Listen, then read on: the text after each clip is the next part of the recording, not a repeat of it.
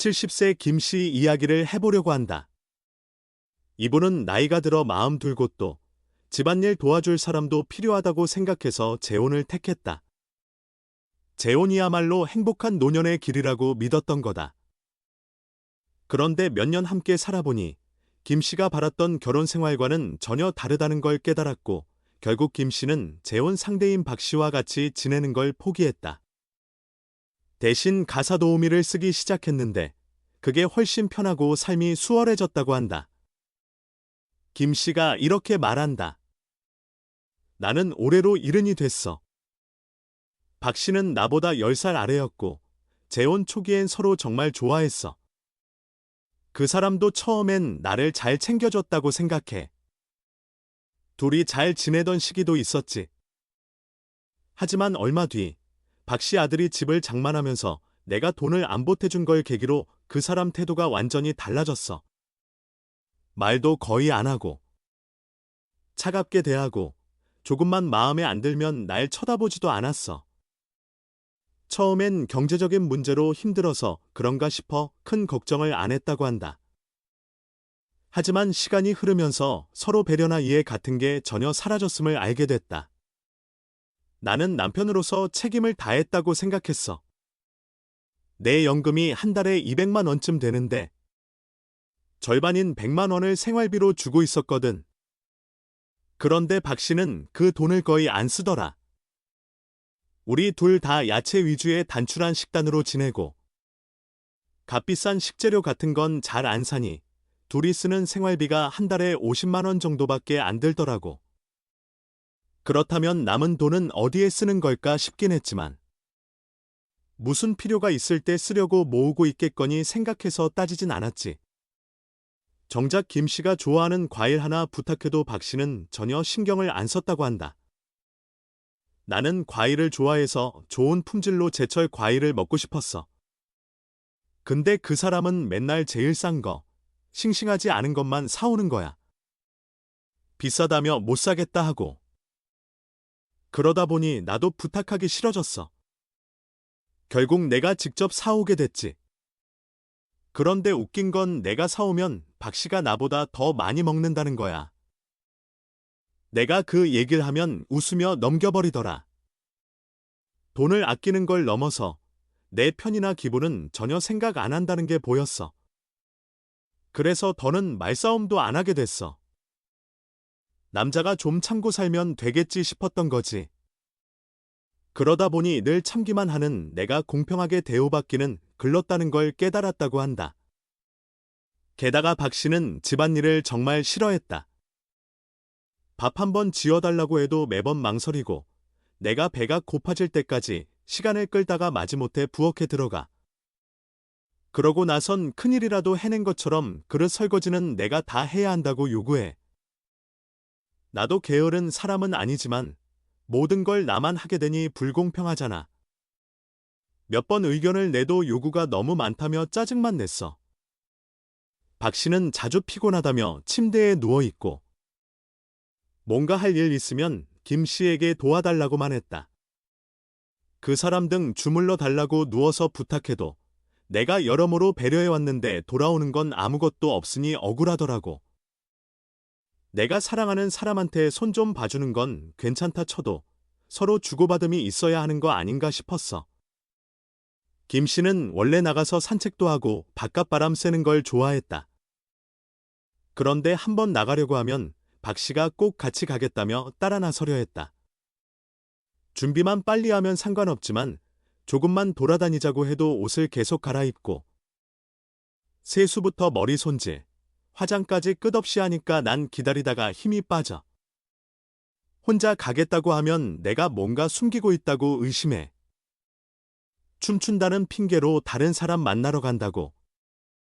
늙어서 이상한 짓 한다고 못하게 하더라. 사실 난 춤이 삶의 낙이었는데 박 씨가 춤출 줄도 모르면서 나를 의심해 자꾸 막아서니 포기했지. 게다가 김 씨가 딸을 도와주려 할 때마다 돈 문제로 박 씨와 갈등이 생겼다. 내게는 시집간 딸이 하나 있어. 사위 수입이 적어서 애 교육비 등으로 힘들어하니 딸이 집에 올 때마다 조금씩 보태주거든. 그런데 그럴 때마다 박 씨는 내가 내 노년을 위해 모아야 한다며 못마땅해해. 난 개의치 않았어. 매달 100만 원 생활비 주는 것도 모자라서 내 나머지 돈까지 간섭하는 건 너무하잖아. 그렇게 오래 같이 지내놓고 내 딸 도와주는 걸 싫어하는 거 보니 너무 자기중심적이라고 생각했지. 이런저런 일로 김 씨는 늦은 재혼을 통해 평온하게 지낼 수 있으리라 믿었지만 실제론 배려나 이해 대신 것도는 갈등과 압박 속에서 지내게 됐다. 박 씨는 성질이 아주 거칠어. 내가 조금만 거슬리는 말을 해도 며칠씩 말 안 하거나 나보고 참교육시키겠다며 밥 안 해줄 때도 있어. 나는 싸우는 게 정말 싫고 서로 말 안 하고 지내는 긴장감도 정말 싫어. 그래서 잘못하지 않아도 내가 양보하고 달래야만 하니까 너무 지쳤지. 김 씨는 나이 들어서 큰 걸 바라지 않았다. 어릴 때처럼 상대에게 많은 걸 기대하진 않아. 그냥 따뜻한 밥 해주고 대화 좀 같이 해주길 바랄 뿐이야.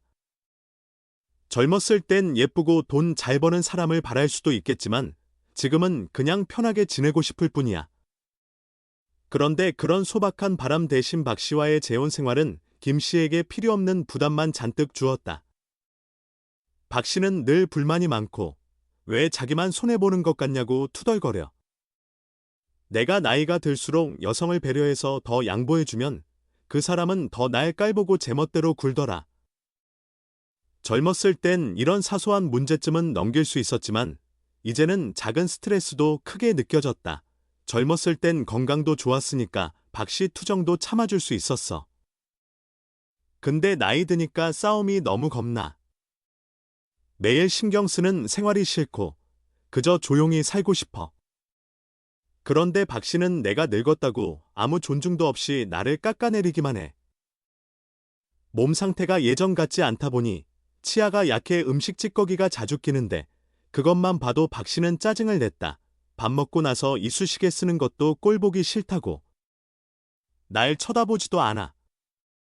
코 고는 것도 자기 잠을 못 자게 만든다고 화를 내고 결국 나랑 같은 방에서 자려 하지도 않아. 몸도 마음도 멀어지자 김 씨는 갈수록 외로움을 느꼈다. 내가 바라던 부부의 따뜻함은 호사스러운 게 아니야. 서로 이해하고 배려하는 거라고 생각했는데 이건 그냥 꿈이었지. 김 씨는 옛날에 잘 나가던 시절이 있었다며 이렇게 회상한다. 한때 잘생겼고 연애도 잘할 수 있었어. 돈도 아끼지 않고 사랑하는 사람에겐 다 퍼졌지. 예전에 직장에 있던 여러 여자들이 나 좋아했는데 난 그중 박 씨만 바라봤어.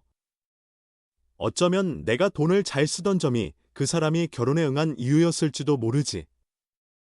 시간은 누구에게나 공평하고 김 씨도 예전 같지 않았다. 이제는 늙어서 허리도 굽고 머리카락도 하얗고 연금에 의존하는데 박 씨가 보는 내 모습도 예전과 다르겠지. 내게서 돈이 안 나간다고 생각하니 정마저 떨어졌는지 나를 무시하는 듯해. 그것도 꾹 참고 살았어. 난 할 만큼 했고 또 나이 들수록 이혼 같은 큰 변화를 두려워하거든. 하지만 결정적으로 박 씨 아들이 집을 사겠다며 큰돈을 요구한 일을 계기로 둘 사이가 완전히 틀어졌다. 박 씨 아들이 집을 장만하려고 5천만 원을 내놓으라고 하더라고.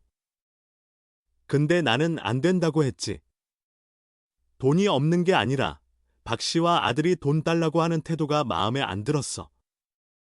박 씨 아들은 김 씨 집에 거의 오지도 않고 올 때마다 엄마한테 돈만 타가며 김 씨를 투명인간 취급했다. 나를 안중에도 없는 사람한테 왜 그렇게 큰 돈을 줘야 하나 싶었어. 그런데 박 씨 태도는 더욱 실망스러웠다. 서로 상의하는 게 아니라 아들이 집 필요하니까 5천만 원 당장 내놓으라고 명령하듯 말하더라. 내 딸에게도 그렇게 큰 돈을 준 적이 없는데 말이지. 300이나 500 정도면 흔쾌히 내줬을 거야. 하지만 평생 모은 돈이 7천만 원 정도밖에 없는데 5천만 원이나 주면 2천만 원만 남잖아. 무슨 일이 생기면 어쩌라고. 그래서 단호히 거절했어. 김 씨는 매달 100만 원씩 건네도 박 씨는 그걸 다 안 쓰니 박 씨 나름대로 돈이 있을 거라고 생각했다. 그런데 그 부탁을 거절하자 박 씨는 노골적으로 화를 냈다.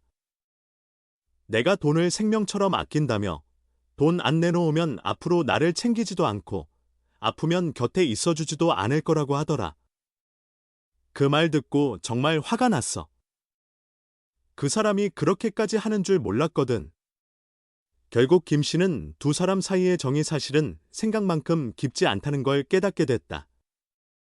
내가 지금껏 해온 희생과 참음도 다 허무해졌어. 한번 돈을 안 내놓았다는 이유로 지금까지 내가 해온 걸 전부 부정하더라.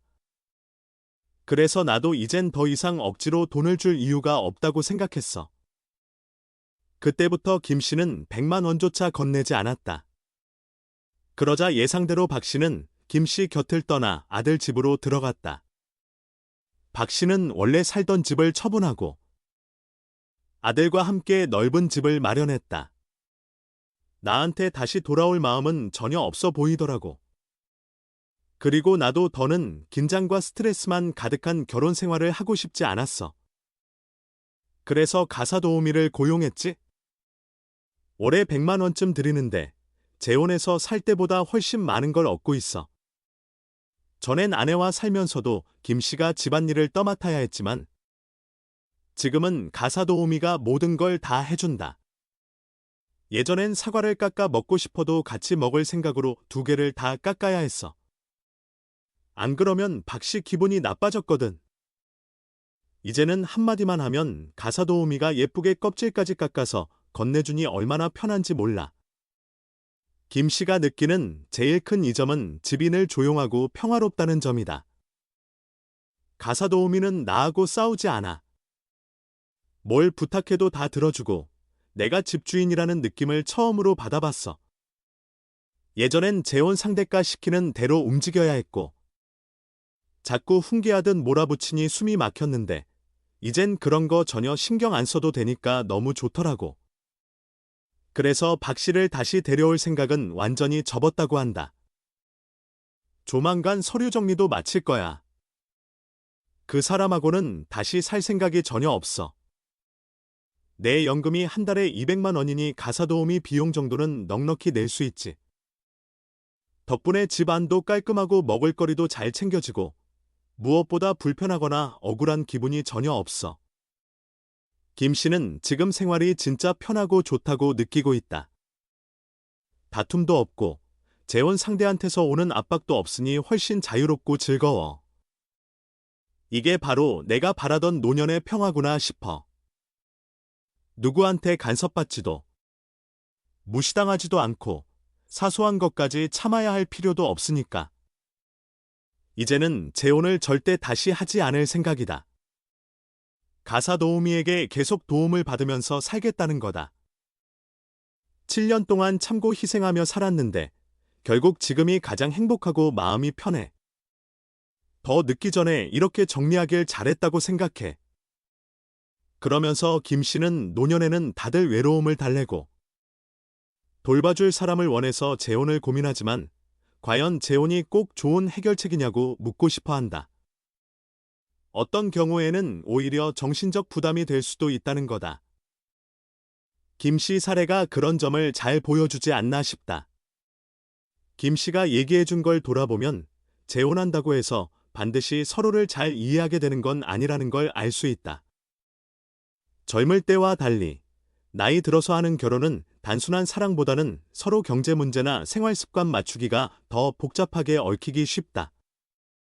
김 씨도 처음엔 외로움을 없애고 곁에서 대화도 하고 서로 돌봐줄 상대를 얻을 거라 믿었지만 현실은 전혀 달랐다. 생활 방식, 돈 쓰는 방식 등에서 갈등이 생기자 금이 가기 시작했고 서로 따뜻한 정 대신 차가운 무시와 지배가 자리 잡았다.